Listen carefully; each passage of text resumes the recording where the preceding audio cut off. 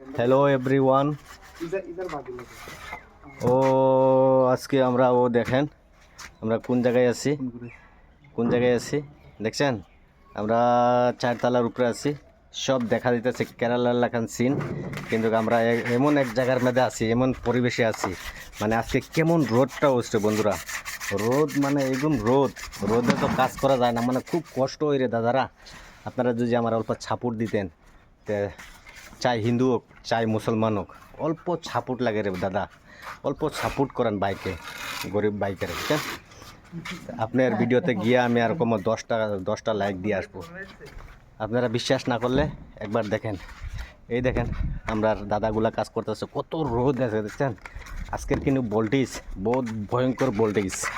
আমরা এদিকে মারতেছি, ওইদিকে মারা হইতাছে। আপনারা আমার পাশে থাকেন। আপনার ভিডিও ভালো লাগলে কী করবো কোন, তো রোদে কাজ করতে হয়, না হলে তো আর ভাত খাওয়া যাবে না।